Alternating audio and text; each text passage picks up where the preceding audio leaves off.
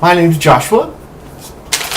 I'm doing this little video because somebody just tried to scam me out of $3,000, and I'm going to do all the information that I have, and I'm going to tell the whole story. That way, if you watch this video, hopefully, maybe a week from now, they call you and try to scam you, and you'll know, hey, I watched Josh's video. I know these people are fake. Wonderful. I will be using colorful language. I'm sure some people might get offended by the words, but it is what it is. So I get a call from U.S. legal support from a young Arab lady talking about how I had a law firm going to sue me for past due medical bills. They're going to put a warrant out for my arrest tomorrow if I didn't pay these bills. Now, she even gave me a case number and told me I had to call another company, U.S. Legal Support, which I did. A gentleman, an Arab, answered the phone. His name was David Williams. I'd like to point out that it's funny that a Haji motherfucker would have a name like David Williams, and I find it really fucking funny that U.S. Financial Resources and U.S. Legal Support both start off with U.S. as in USA, and yet they have some fucking camel jockey working there for both companies. I'm pretty sure that in the United States of America, if it's going to have the name U.S. in it, more likely they would probably have either white or African Americans, not Hajis at both companies. This guy's phone number is 1-844-335-1076. I say again, this is David Williams at U.S. Legal Support, 1-844-335-1076. Okay, this camel jockey tried to explain to me how I owed $3,000 in past due medical bills. It's not necessarily true unless you take all my past due medical bills, add them all together, and then tax them, throw in a little extra to boot. So he's trying to tell me that they could get everything paid off for $1,000. They could make a payment plan and I pay everything for $1,000. Give them the numbers, blah blah blah. Well, first, what he didn't understand was I was sitting at my computer, and I'm not a retard. I was born at night, but I wasn't born last night. I didn't just come in on the banana boat. So I pull up online while he's talking. I look up U.S. Financial Resources.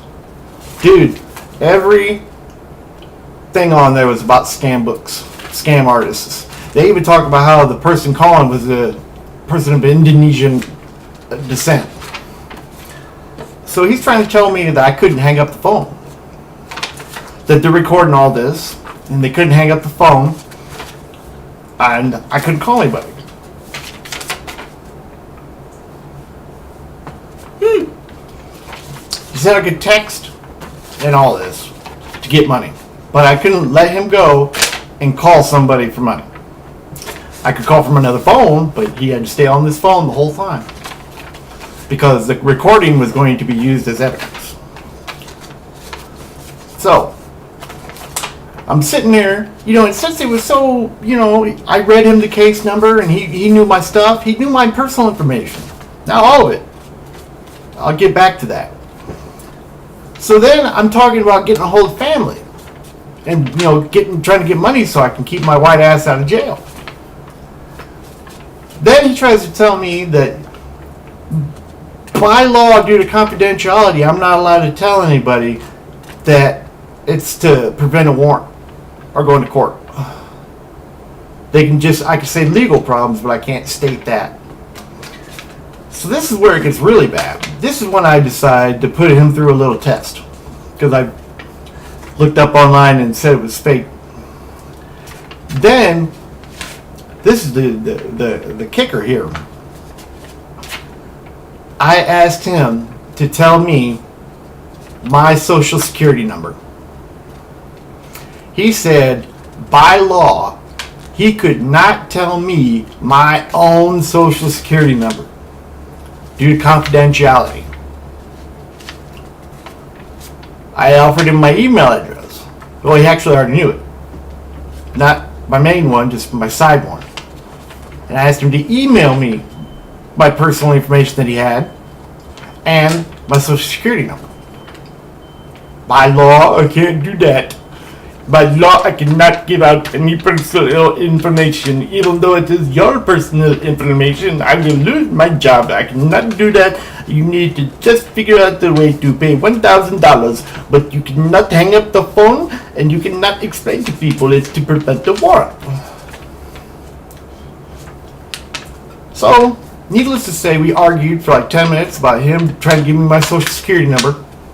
I told him, I was like, hey, I don't believe you. I think you're fake. I think you're a liar. Unless you can give me my social. You never could. So I hung up the phone.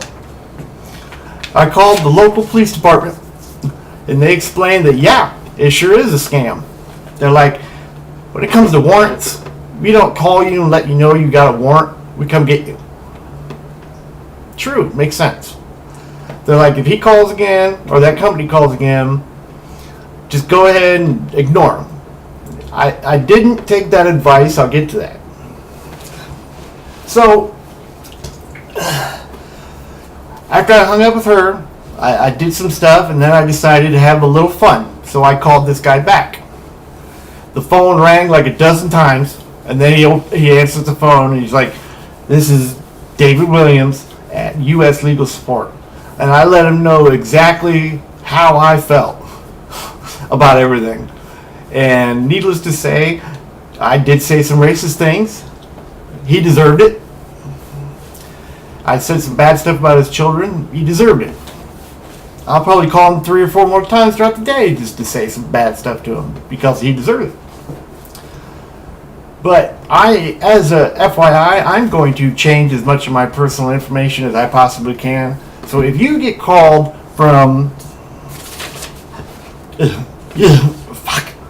U.S. Financial Resources, and they try to get you to call a U.S. Legal Support, and neither person is from the United States, but they both work at a U.S. company, and basically try to goat you out of money, feel free to tell them exactly how you feel about them and their family. Let them know I said it was okay. And with that, I'd say good night. Merry Christmas to you and all your loved ones, and have a wonderful day.